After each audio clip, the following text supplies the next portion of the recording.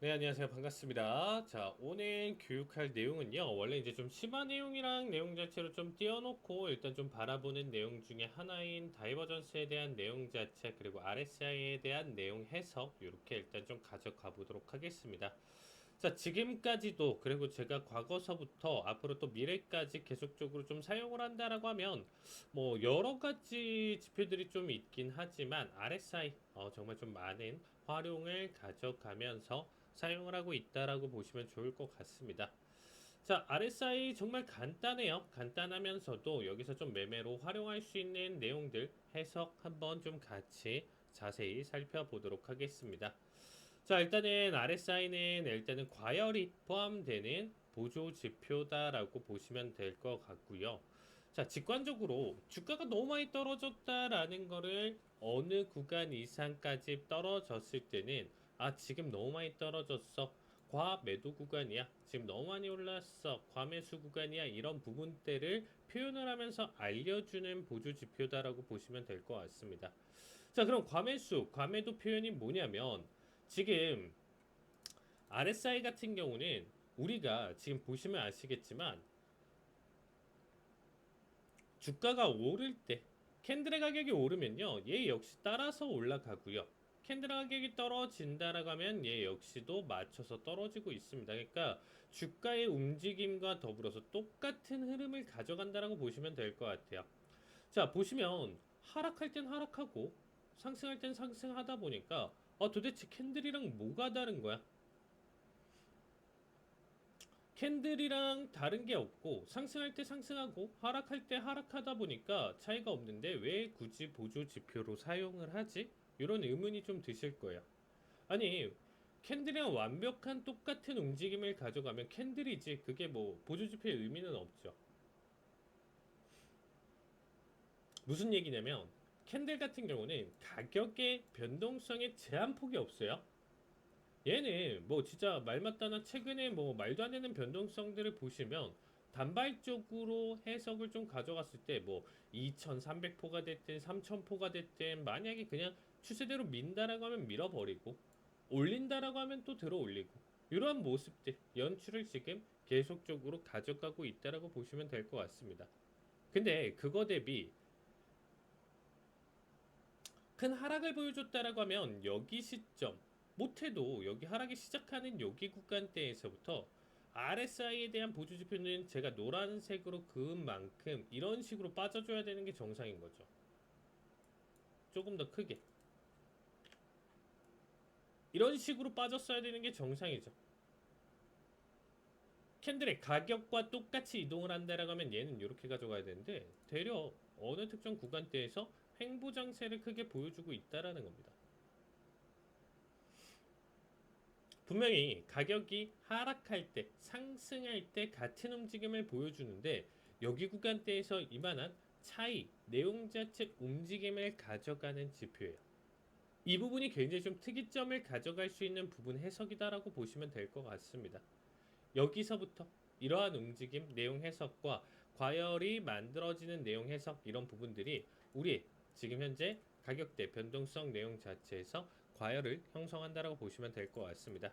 자, 다시 한번 돌아와서 그러면 이 RSI는 그냥 설정만 해놓으시면 돼요. RSI 지표 추가를 가져가서 설정만 해보시면 이렇게 나와주는데 기본적으로 방금 설명드렸다시피 가격 자체가 지금 현재 캔들의 가격과 똑같은 변동성 움직임을 가져가고 있는데요. 기본적으로 얘는 30에 대한 수치와 70에 대한 수치 안쪽에 있다라고 하면 적정한 주가의 움직임, 보조지표의 변동성, 내용 해석이다라고 판단을 하고요. 이 안쪽은 적정한 움직임, 올바른 지금 현재 아무런 어떠한 충격이나 내용 없는 일반적인 흐름을 가져갔을 때를 30에서 70 사이 구간대에 대한 변동성 해석에선 이렇게 바라보고 있습니다. 그런데 30을 하락 이탈한다던가 70을 상단 이탈하는 내용 자체는 우리는 보통 증권사 차트에서는 이 삐져나오는 이 구간대를 색칠을 해서 여기를 위험신호, 과열에 대한 해석으로 일단은 기본적으로 세팅이 돼 있을 거예요. 자, 30을 언더, 70 위, 이런 구간대를 우리는 과열 구간이라고 표현을 해요. RSI에서는 우리는 여기 구간대를 RSI에서 과열을 가져가는 구간, 과열을 보여주는 구간이다라고 표현을 하고 있습니다. 어떻게 보면 얘는 데이터 자체가 100 이상을 넘기지 않고요. 0 이상을 내리지 않는 수준에서 이 30에 대한 범위, 70에서 100까지 가져가는 이 30에 대한 범위 내용 해석 자체가 굉장히 중요하다고 보시면 될 것 같습니다. 요거는 아마 많이 보셨을 거고요. 지금 또 많은 분들이 지금 이렇게 편안하게 활용을 하는, 많이 쓰는, 활용되는 지표. 왜냐면 눈으로 해석을 봤었을 때 너무 육안으로 보기가 쉬운 자리값이에요. 어떤 게? 과열소화하는 자리값이 그냥 70만 넘으면 삐져나온 자리값들만 체크하면 되니까 현재에 대한 레벨대 수준 자체가 굉장히 큰 과열, 어쨌든 단기적으로 현재 자리값이 비정상적인 상승과 하락을 담아두고 있다는 걸 보실 수가 있습니다. 자, 그러면 뭐 항상 과열만 그렸을 때 무조건적으로 비정상적인 흐름이다, 뭐 이렇게 체크할 수 있는 부분은 아니에요. 예외적인 부분이나 내용 해석 자체도 같이 설명을 드리면서 가져가 보도록 하겠습니다. 자, 그래서 일단은 과열을 가져간다라는 거는 어떻게 보면 움직임 자체가요, 이렇게 상승 하락을 안정적으로 반복을 하면서 고점을 살짝 넘겼다 다시 떨궈주고, 고점을 살짝 넘겼다 떨궈주면서 이런 식의 움직임 흐름에서는 사실상 보조지표로 넘어가서 본다라고 했었을 때 특정 과열을 잘 만들질 못해요.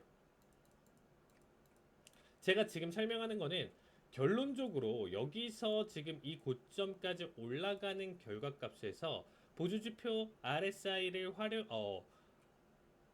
바라봤었을 때 여기 시작점에서부터 여기 구간대까지 사실상 오히려 30에서 70 수준 내용 자체에서 보통은 안착하는 결과값을 보여줍니다. 근데 만약에 여기서부터 출발했었던 결과 같은 비슷한 움직임 해석에서 주가의 움직임 자체가 이런 식으로 만약에 같은 내용이지만 빠르게, 더 가파르게 흘러갈수록 과열 자체의 움직임 자체는 훨씬 더 크게 담아둬요.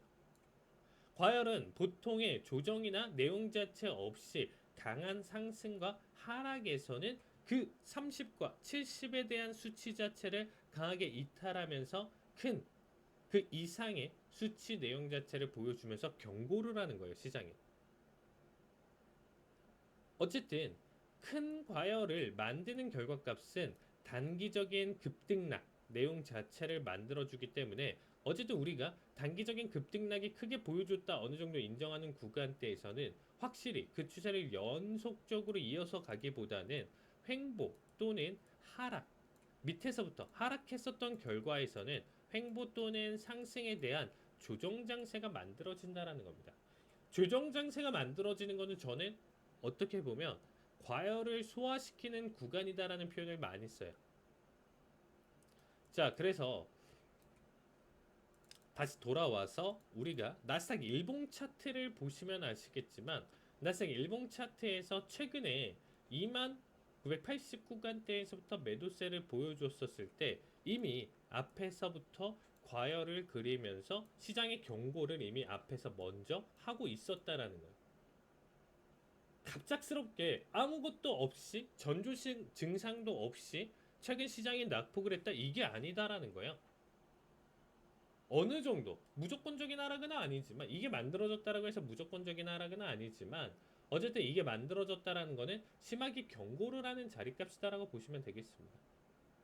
70을 이탈하면서 대략적으로 지금 80을 깨고 80 이상에 대한 수치를 가져가면서 이렇게 만들어지는 과열 수준 자체는 조만간 이 내용 자체가 조정을 잡아둘 가능성이 있고 하락에 대비하자. 그러면 반대로 역으로 따져본다라고 했었을 때 30에 대한 언더 수치를 가져가는 결과값은요, 조만간 여기서 다시금 상승이 나와줄 수 있다. 과열을 소화시키고 다시금 넘어가는 조정을 과열을 소화시키는 조정 구간이 나와줄 수 있기 때문에 우리가 주식을 바라봤었을 때 단기적으로 지금 현재 구간대가 RSI 지점에서 과매수 구간, 과매도 구간인지 파악을 해본다라고 하면 단기적으로나마 그래도 우리가 확률상으로나마 추세가 전환되는 시점, 바닥자리값, 고점 이런 해석 자체를 그나마 단발적인 해석으로 바라볼 수 있는 직관적인 좋은 지표다라고 봐주시면 될 것 같습니다. 자, 이렇게 나와주고 있는 데이터다 보니까 아마 처음에 RSI를 배우고 이러한 과열 구간 해석을 보신다라고 했었을 때 과거 백테스팅을 하는데 정말 어마무시하게 잘 맞는 거예요. 과열만 소화했다라고 과열만 표시만 됐다라고 하면 과거로 돌아오니까 급반등이 나오고 과열만 그린다라고 하면 급락 자체가 나와주고 정말 확실하게 여기 구간대나 내용 해석에서 잘 맞아 떨어지는구나. 그러면 요거는 개별 종목이나 내용 해석에서도 잘 맞아 떨어지겠죠. 우리가 뭐 살펴볼 수 있는 내용 자체에서 지금 엔비디아 같은 경우도 일봉 고점 기준으로 이전에 140달러 최고점 기준으로 떨어졌었을 때 여기 역시도 사실상 큰 과열을 형성하면서 이미 경고 신호를 보냈었네요. 이전 고점에서도의 지금 단기 조정 자리값도 사실상 과열 구간을 보여주면서 이미 신호를 보냈었고요. 그러면 뭐 다른 종목들 뭐 일단 좀 간단하게 본다라고 하면 마이크로소프트도 최근의 하락폭 내용 자체 기준에서 과열을 그려줬었네요. 그리고 바닥 대비 반등에서도 과매수 구간, 과매도 구간에서 반등 타이밍 내용 해석도 잡아줬고요. 사실상 이미 시장은 똑같이 사인을 보냈었다라는 거야. 애플 같은 경우도 최고점에서 이미 사인을 보냈었죠, 여러분. 최고점에서 사인을 보냈잖아요. 그러니까 고점, 내가 어떠한 특정 종목, 이게 선물이 될 수도 있고요. 어떻게 보면 개별 종목이 될 수도 있고요. 이게 뭐 코인도 될 수 있습니다. 차트가 연결되는 그 모든 것들에 대한 표현에서 바라봤었을 때 내가 어느 구간대에서부터 잡고 매수를 끌고 간다라고 했었을 때 어쨌든 과열을 그리면서까지 넘어온다라는 거는 조만간 큰 낙폭이 있을 수가 있으니까 과열을 그리는 타이밍이나 내용 해석에서부터는 대비를 가져갔자죠. 과열을 그리면서도 계속적으로 상승하는 결과값은 있지만서도 높은 확률로 과열을 그렸을 때마다 의미 있는 조정 내용 자체를 보통은 일반적으로 담아둔다라는 거죠. 보세요. 지금 계속적으로 최고점 70을 돌파하는 이런 과열 구간대에서 조정을 받았었던 종목들이 굉장히 많이 존재를 하고 있습니다. 그럼 아직까지 상승 지속성이나 내용 자체를 담아두고 있는 종목들은 어떻게 보면 새로운 과열 형성 구간대에서 이제는 조금 비중을 축소를 한다던가 정리를 하면서 손을 놔야 되는 종목들도 존재를 하겠죠. 그동안 계속적으로 비만 치료제 이런 종목들 같은 경우도 지속적인 상승이나 내용 자체를 크게 담아두면서 단기적인 조정에 대한 의미나 내용 자체를 워낙 가파른 상승을 보여줬었기 때문에 현재와 같은 내용 자체 해석을 잘 담아두고 있다라고 보시면 되겠습니다. 자, 그러면 처음에 저도 한참 전에 이 RSI를 보고 나서 이렇게 백테스팅 종목들 그리고 선물 차트 분봉상 대응으로 본다라고 했었을 때 너무 잘 맞아 떨어지는 거예요. 과열과 내용 자체로 바라봤었을 때 정말 의미 있는 조정 내용들을 잘 담아두고 있기 때문에 요거 잘만 활용한다라고 하면 정말 바닥, 고점 이런 내용 해석들이 단기적으로나마 아니면 큰 추세로나마 어떻게 보면 잡아낼 수 있는 내용이기 때문에 활용을 잘하자 이렇게 좀 생각을 했어요. 그러면 어느 순간에는 이거를 너무 많이 믿게 되면 어떠한 결과를 보여줄 수가 있냐면요. 정말 큰 과열이 왔어. 큰 반등이 나왔네. 지금 현재 구간대도 바닥자리가 과열을 형성했어. 무조건적으로 지금부터는 무조건 매수해. 이렇게 생각할 수밖에 없는 구조가 되겠죠. 현재 자리값에서. 자, 지금 자리값에서 일단은 매수 확률은 높다라는 건 당연한 거야. 과열이 지금 30 언더를 가지고 나서 다시금 소화를 시키고 있기 때문에 크게 단발적인 하락을 크게 보여준 만큼 반등이나 내용 해석에 대한 관점 자체를 잡아두는 것도 이상하지 않습니다. 자, 근데 요거는 정말 백테스팅과 일부 몇 개에 대한 내용 해석으로 잡아봤었을 때 대체적으로 맞는 건 맞아요. 근데 아닌 경우도 분명히 발생한다는 걸 인정을 하셔야 되는 거예요. 아닌 경우의 수. 항상 1차적으로 그래서 이 RSI에 대한 내용 자체를 접근을 해봤을 때 1차 접근은 과열만 보였다 하면 매수 타이밍을 잡아내는 거예요. 과열만 보였다 하면 매도 타이밍. 이게 가장 처음에 지표를 배웠을 때 직관적이고 지금 더 이상 해석을 보지 않을 만큼 간단하게 제가 좀 설명을 드렸잖아요. 30에서 70 그 이상을 깨는 자리값 과열만 보이면 그러면 매도 타이밍이 나와주는구나. 대체적으로 잘 맞는데 아닌 경우의 수가 어떻게 만들어지냐면요. 자, 일단은 첫 번째 아닌 경우의 수가 뭐로 만들어지냐면 지금 만약에 여기 구간대 내용 자체에서 앞에서 과열 자체 지금의 결과를 먼저 설명해 드릴게요. 이런 거예요. 분명히 지금 과열 소화하면서 매수인데 갑자기 여기서 큰 하락이 나와주면서 다시금 30 언더로 빠지는 결과값을 만들어준다는 거예요. 분명히 지금 23에서 30 이상까지 쳤는데 바로 장대 음봉 나와주면서 30 언더로 빠질 수가 있다는 거예요. 새로운 과열을 이렇게 만들 수가 있다는 거죠. 이거를 우리는 failure swing이라고 표현을 하거든요. failure swing. 추세를 돌리는 척 하다가 그 내용 자체가 실패한 자리. 그래서 failure swing이라고 표현을 하는데 이렇게 다시금 넘길 수도 있다는 거를 인정을 하셔야 되는 거예요. 과열만 소화하면 무조건 다시금 70을 향해, 80, 90을 향해 이렇게 올라가는 형태는 일반적으로 항상 담아두지 않는다라는 겁니다. 자, 그리고 두 번째 내용 자체는 뭐냐면요. 과열이 보여주네? 이렇게 지금 앞에서 변동성이 만약에 나와주는데 과열을 만들었어요. 조만간 과열 32타를 했기 때문에 조만간 다시금 크게 앞에서도 계속 그래 왔으니까 결론적으로는 여기서 소화를 시키면서 상승을 보여줄 거야. 이렇게 생각하면서 이렇게 32타라는 결과를 처음에 보고 나서 매수 자리값, 매수 타이밍을 보시는 분들이 굉장히 좀 많습니다. 근데 이 내용 자체가 어떤 결과도 만들어질 수 있냐면요. 과열을 정말 크게 그리고 지속적으로 이런 식으로도 그릴 수가 있다라는 거예요. 이런 식으로 지속적으로 크게 계속적으로 그려가는 과열 자체는요.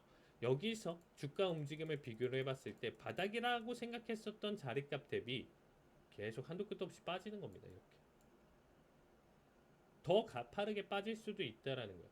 그러니까 과열만 믿고 역추세에 대한 관점, 여긴 과매도니까 매수 타이밍, 고점은 과매수니까 매도 타이밍, 이렇게만 단순하게 생각하시면요 대체적으로 잘 맞아요. 틀리다라는 게 아닙니다. 근데 아닌 경우의 수에서 너무 맹목적으로 믿는 나머지 물을 탄다던가 계속 손실 선물 같은 경우는 잘못 포지션 본다라고 하면 최근 시장에서는 뭐 1시간만 해도 500포인트 이상을 왔다 갔다 할 수 있는 수준인데 그 부분 자체를 간과하고 결국엔 돌리겠지 하다가 그대로 큰 손절로 넘길 수 있는 내용입니다. 내가 정말 맹목적으로 믿는 거에 따라서 우리는 이 시장에서 당해요. 주식도 그렇고 선물도 그렇고 맹목적으로 결국에는 올라가겠지. 앞에서도 그만한 힘을 보여줬으니까 다시금 보여주겠지. 이러한 얕은 희망, 믿음 이런 부분들 자체가 한번 물렸을 때 빠져나오질 못한다는 거예요. 그러니까 수익은 3%, 5% 보다가 한번 물렸을 때 40%, 50% 물리는 결과값들이 다 그렇게 나오는 거죠. 그냥 아무 맹목적으로 어떠한 근거가 없이 그냥 들고 있다가 물리는 경우는 없어요.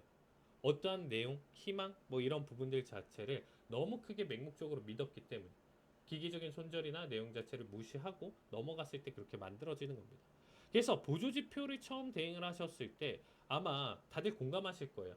하다가 안 맞는 거. 에이, RSI 배웠는데 뭐 이게 안 맞아. MACD 배웠는데 에이 하다 보니까 이런 거 안 맞아. 안 해. 스토캐스틱 배웠는데 뭐 이런 거 했는데 에이 또 하다 보니까 이럴 때 크게 손실나. 에이 안 맞아. 이렇게 생각하시면서 사실상 공부했었던 내용 자체를 무시를 하고 안 가져가시는 분들이 굉장히 많다라는 거죠. 이거 배우고 저거 배우고 절대 법칙이라는 건 없어요. 똑같이 과열 소화는 지금 제가 설명드렸었던 거는 결국에는 내가 여기서 대응하는 내용 자체에서 선호도 차인 거고요. 어디까지나 보조적인 내용 해석으로 지켜보셔야 된다라는 겁니다.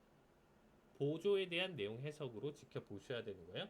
자, 그래서 당할 수 있는 결과값. 과열만 보고 들어간다라고 하면 방금과 같은 내용 해석에서 크게 당할 가능성이 있구나. 이렇게 봐주시면 될 것 같습니다. 저는 그래서 어떻게 활용을 하냐면요. 저 같은 경우는 일단 기본적으로 과열을 만들어주고 넘어가는 구간대에서는 이제 조정이 필요하다. 과열을 그린다라는 것 자체는 조정이 필요하다라는 얘기를 좀 가져가요. 이거는 확실하거든요. 제가 지금 설명드린 내용 자체. 결론적으로 과열을 만들었다. 그러면 조정이 필요하다.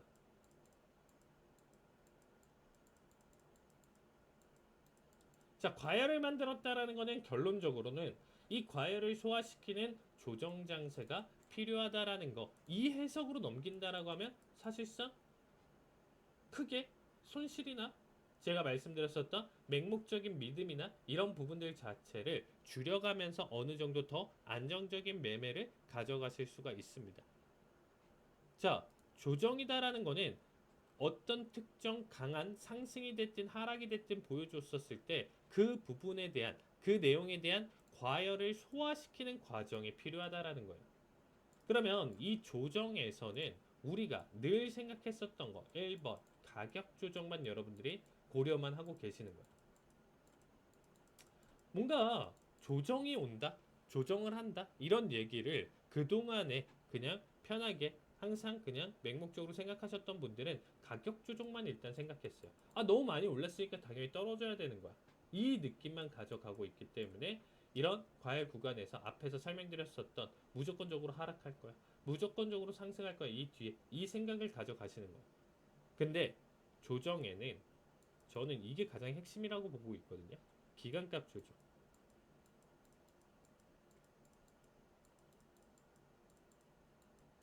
자, 기간값 조정이다라는 게 존재를 하는데 이거를 간과를 하기 때문에 현재 시장에서 많이 손실이나 내용 자체 그리고 해석이 안 되는 부분들 자체가 이거를 고려를 안 해서 그래요. 시장에서. 자, 그럼 이 내용 자체는 뭐냐면요. 어쨌든 과열을 소화하는 방법. 이렇게 과매수, 과매도 구간이 만들어지는데 이거를 소화하는 방법이 역의 추세에 대한 가격으로 만들어지는 게 아니고 사실상 횡보장세를 계속적으로 기간값 그 가격대에서 기간을 두고 계속적으로 횡보를 가져가는 시간이 길어지면 이거 역시도 조정으로 판단을 한다라는 거예요. 횡보장세를 굉장히 크게 길게 이어가는 것도 시간, 타임을 굉장히 길게 끌고 가는 것도 이것도 우리는 조정이다라고 판단을 하는 자리값입니다.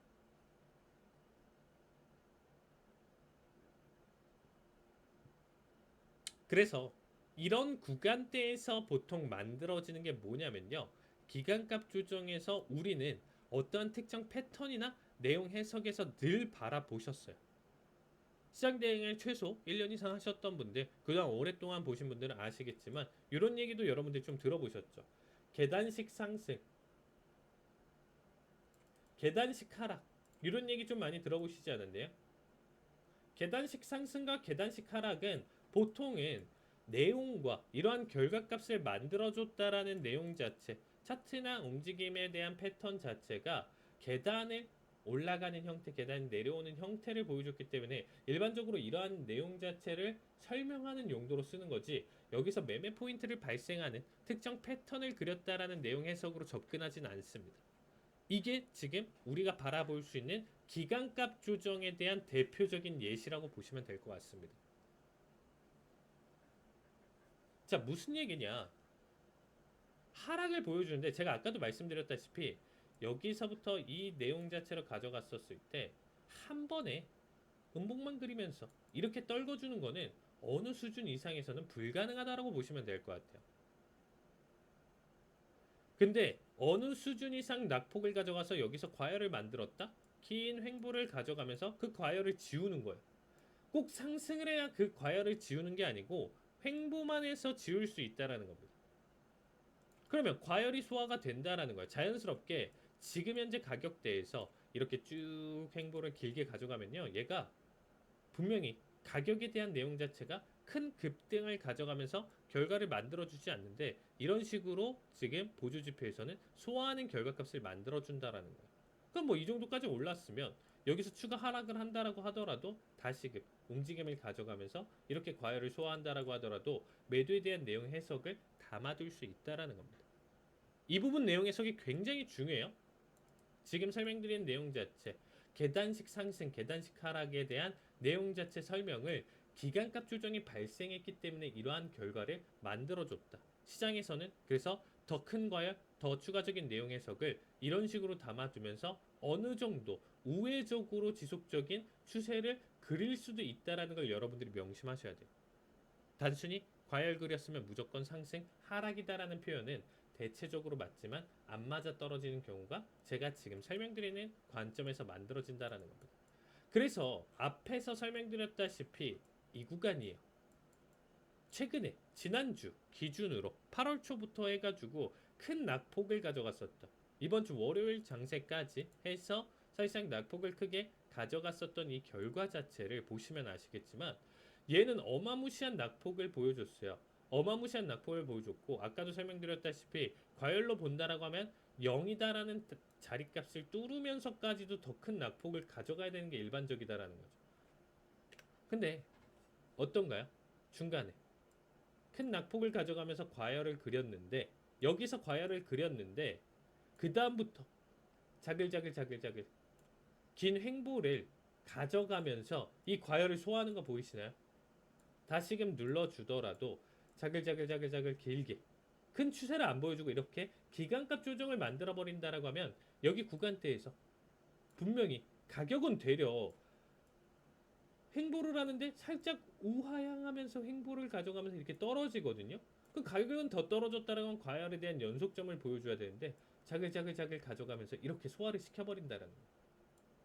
이런 긴 하락이나 내용 자체 해석에서 그래서 기간값 조정이 만들어진다라는 거는요. 굉장히 위험한 내용 중에 하나입니다. 우리가.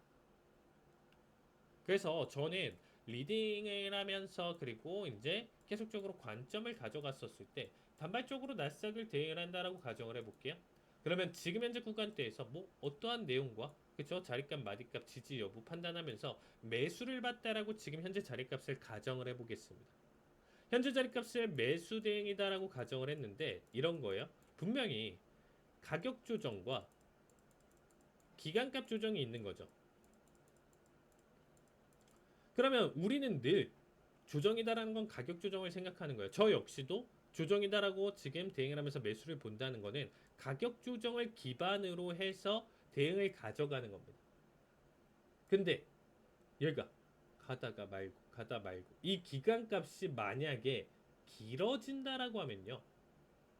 분명히 반등이 나와줘야 되는 시기고 타이밍인데 이게 어설프게 길어져요. 어설프게 길어지고 길어지면 길어질수록 어떠한 느낌? 과열을 소화는 시켜놓고 다시금 하락해도 이상하지 않다라는 거. 내가 생각했었던 주요 마디값, 반등 타이밍 이런 내용 자체를 시간을 너무 많이 끌어버린다라고 하면 내가 생각했었던 이 매수에 대한 방향성의 확률, 내용 대응, 해석 이런 부분들 자체가 점점점 떨어진다라는 거예요. 그래서 매매도 사실상 우리가 타이밍이다라고 표현을 할 수 있는 부분 자체가 저는 여기서 있다라고 얘기를 드리고 싶어요. 그래서 너무 큰 행보와 내용 해석은 사실상 내가 초반에 생각했었던 그 관점만큼 그 해석만큼의 수준을 도달하지 못하기 때문에 현재 움직임 횡보를 가져간 뒤에 그 다음에 하락과 상승 저는 나중돼서는 양방향으로 50대 50이다라는 표현을 가져가요. 이때부터는 사실상 좀 의미가 없어지는 거죠. 분석을 했고 가능성을 두고 확률이 좀 더 높은 내용 해석으로 분명히 시장 해석을 바라봤는데 어느 순간 이상이 돼서 50대 50이 된다라고 하면 이거는 뭐 말 그대로 도박과 다른 게 없는 거죠. 이 수준이 넘어온다라고 하면 그럼 뭐 얻어 걸리자죠. 결국에는 판가름이 날 거고 손절이냐 수익이냐 이렇게 생각하면서 바라보는 건데 이런 자리는 여러분들이 교육을 하면서 지금 공부를 하시면서 가장 피해야 되는 내용 중에 하나예요. 근본이 없어요. 이렇게 된다라고 하면 공부를 왜 해요? 그냥 지금도 그냥 캔들 생긴 거나 지금 현재 뭐 그냥 대충 시장 보고 금요일이니까 하락하겠지 상승하겠지 뭐 그냥 막연히 대응해봐도 제가 지금 말씀드렸었던 그 결과랑 차이가 없는 거죠. 해석에서. 그러니까 이제 교육을 배우시면서 바라보신다라는 거는 나만의 시나리오, 나만의 기준, 관점을 잡기 위해서지 100% 어떠한 궁극의 비기를 제가 지금 설명드리는 건 아니에요.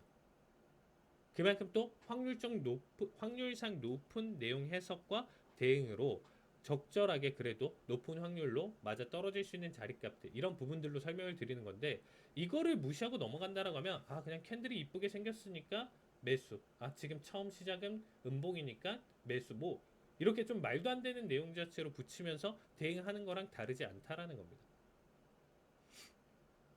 자, 그래서 다시 한번 정리를 드리면 과열소화라는 것 자체는 지속적일 때도 분명히 존재를 하고요. 근데 이런 식으로 덮어버리면서 나오는 결과는 사실상 10번, 20번, 뭐 30번 이상의 과열을 그리는 과정에서 한두 번 나올까 말까한 어떻게 보면 일반적이지는 않습니다. 일반화시킬 수는 없고 항상 우리가 과열소화할 때는 고점에서 만들어졌으면 매도 만들어졌으면 매수 이런 내용 자체가 일반적이긴 하지만 기간값 조정이라든지 페일러 스윙이라든지 이러한 결과값들을 맞아주면서 아닌 내용 자체를 지금 좀 설명을 드렸거든요. 그래서 그 내용 자체가 아닐 수도 있다라는 걸 인정을 하면서 바라보신다라고 하면 훨씬 더 여러분들이 대응을 하셨을 때 이 RSI에 대한 내용 자체 활용을 가져가시면서 시장 대응을 보실 수 있다 이렇게 얘기를 좀 드리고 싶습니다. 자, 그래서 일단은 지금 RSI 기본에 대한 내용 자체를 가져왔고요. 그 다음에 이제 정말 전 세계 기술적 분석 가져가시는 투자자들이 많이 사용하는 내용 중에 하나가 뭐냐면 우리가 다이버전스에 대한 내용 자체는 적어도 크게 많이 담아둘 필요가 있다라는 표현을 많이 가져가고 있거든요. 그래서 다이버전스에 대한 내용 자체까지 딱 배워서 여러분들이 보신다라고 하면 조금 더 깊이 있는 과열 내용 자체 해석을 담아둘 수 있다라고 보시면 될 것 같습니다. 자, 다이버전스 다르다라고 생각하시면 돼요. 다이버전스 다르다. 자, 다르다인데 다이버전스님 무조건 보조지표와 캔들 간의 관계를 해석을 바라봤었을 때 다이버전스가 나오는 건 아니에요. 캔들과 거래량 간의 상관관계에서도 다이버전스가 만들어질 수가 있습니다. 결국에는 다이버전스는 주가의 방향과 지금의 현재 매수 방향성과 보조지표든 거래량이든 반대로 나오는 결과값들이 만들어졌을 때 우리는 다이버전스다라는 표현을 가져가요. 그래서 저는 이 다이버전스 영어 해석 내용 자체 무시하고 그냥 다르다 다이버전스 다르다 라고 생각을 하면서 항상 일단은 구별짓고 공부를 하고 있습니다. 자, 그러면 다이버전스 어떤 내용이냐면요, 분명히 제가 오늘 교육에서 처음 설명드렸을 때 캔들이 상승하면 보조지표 RSI도 똑같이 후행성이기 때문에 상승을 하고요, 하락을 하면 똑같이 하락을 해요. 근데 주가의 움직임과 보조지표의 움직임이 다르게 갈 때가 있어요. 어떤 느낌이냐면 얘는 상승하는데 얘는 하락하고요, 얘는 하락하는데 얘는 상승하는 결과. 특이하죠? 분명히 같은 움직임인데 그렇게 만들어질 수가 있어? 라고 생각하실 수가 있겠죠. 가능합니다. 뭐 때문에? 얘는 상단과 하단의 폭이 정해져 있기 때문에 얘는 그래도 자유로운 가격 형성을 만들어 주겠지만 얘는 어느 정도 이 30과 70에 대한 내용 자체 그리고 과열 만들어지는 이런 폭에 대한 제한성이 있기 때문에 그리고 기간값 조정을 길게 받아주면서 조금의 서로 다른 움직임들을 만들어 간다라고 보시면 될 것 같습니다. 그러면 어떤 구간대에서 다이버전스가 만들어지냐? 지금 간략하게만 본다라고 하더라도 보통은 이 30과 70 사이 구간대 내에서의 다이버전스를 보통 구별짓진 않아요. 그리고 다이버전스를 1차적으로 구별 지으면서 바라보는 거는 단순히 가격을 쫓아가면서 난 분명히 계속 캐치를 했는데 여기서 하락, 여기서 상승 똑같이 가네. 이걸로는 구별 지을 수 없다라는 거예요. 어떻게 그래서 특정 고점과 특정 저점들을 비교를 해봤을 때 그때 판단하는 게 다이버전스라는 거예요. 맹목적으로 하나하나 지금 일일이 1mm의 변동성을 보면서 쫓아간다라고 하면 가격의 움직임이랑 똑같다라는 거죠. 근데 차이를 어떻게 바라볼 수가 있겠죠? 결국에는 큰 과열을 그렸을 때 항상 나오는 건 아닙니다, 여러분들. 나와줬을 때 우리는 판단을 해볼 수가 있다라는 거예요. 다이버전스, 다르다라고 얘기를 좀 드렸습니다. 다르다의 다이버전스 내용 자체에서 보면 저점을 비교를 해봤는데 이전 저점을 비교를 해봤어요. 저점 두 개, 큰 저점을 비교를 해봤더니 여기서는 누가 봐도 저점을 올리는 형태죠. 그러면 우리는 이 가격대 움직임에서 최근에 추세선 배웠을 때랑 똑같이 판단해보면 얘는 저점을 올리고 있는 형태다 보니까 저점 비교만 지금 판단을 해봤을 때 상승을 하고 있다라고 표현을 할 수가 있겠죠. 근데 같은 두 구간을 판단을 해봤을 때 얘는 되려 저점이 떨어지고 있는 형태예요. 얘는 올라가는데 떨어진다. 달라졌죠, 여러분들. 굉장히 좀 하찮게 보일 수가 있어요. 이 다름이다라는 내용 자체가 하찮게 보여줄 수 있는데 어떤 데서는 굉장히 명확하게 크게 이러한 다이버전스 흐름 자체를 만들어진다라고 보시면 되겠습니다.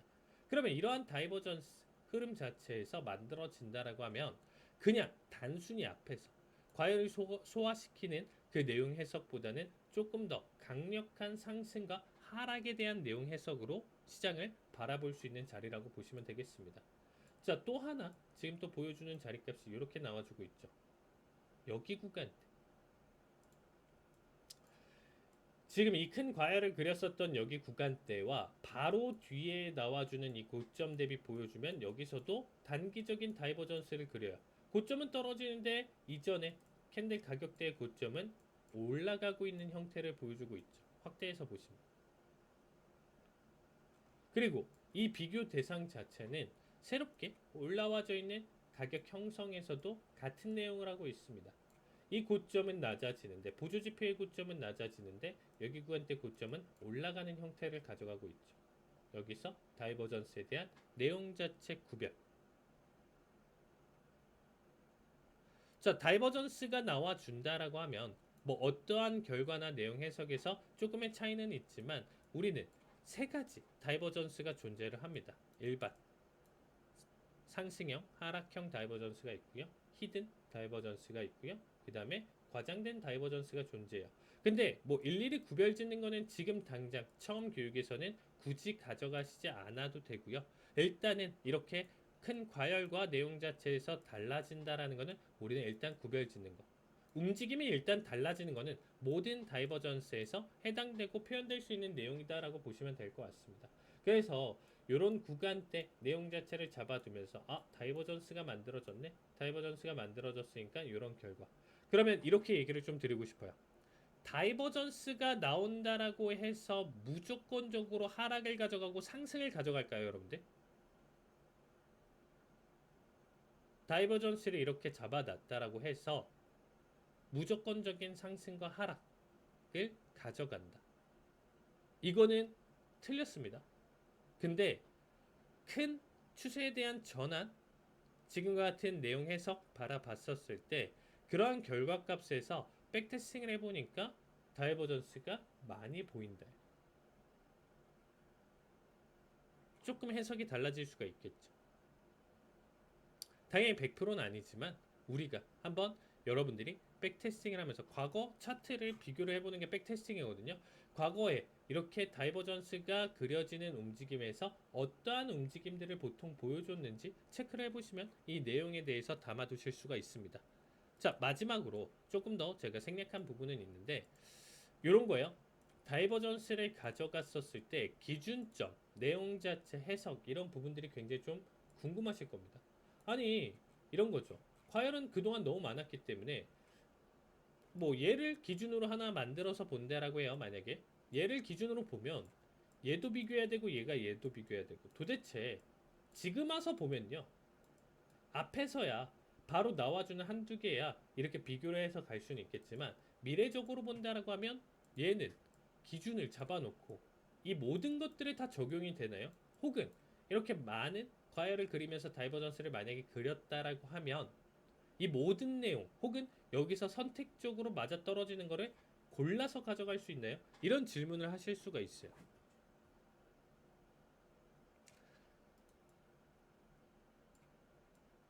과열을 크게 그린 내용 자체에서 나머지들을 보니까, 그럼 앞으로도 나와주는 내용 자체가 여기에 영향을 받을지, 그럼 얘를 기준 삼으면 얘에 영향을 받을지, 뭔가 되게 애매하죠. 그냥 갖다 붙이면 분명히 이 중에 맞아 떨어지는 건 있고요, 안 맞아 떨어지는 것도 있을 거예요. 그래서 다이버전스도 공부하시다가 포기하시는 분들이 지금과 같은 좀 딜레마에 빠지기 때문에 사실상 배우다가 기준점 잡다가 헷갈려서 포기하시는 분들이 굉장히 좀 많으십니다. 근데 제가 설명드리는 교육에서는 이러한 지금 내용 자체를 해소를 하면서 가져갈 수 있는 결과값들이 존재를 해요.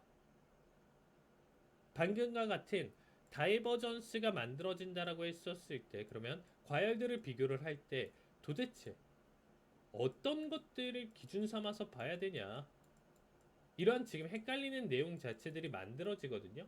그래서 이 부분에 대한 내용 자체는 다음 시간에 마저 이어서 가져가 보도록 하겠습니다. 자, 오늘 교육 내용은 여기까지 가져가고요. 잠깐 쉬었다가 리딩 진행하도록 하겠습니다. 오늘 교육 여기서 마무리 보도록 하겠습니다. 수고하셨습니다. 감사합니다.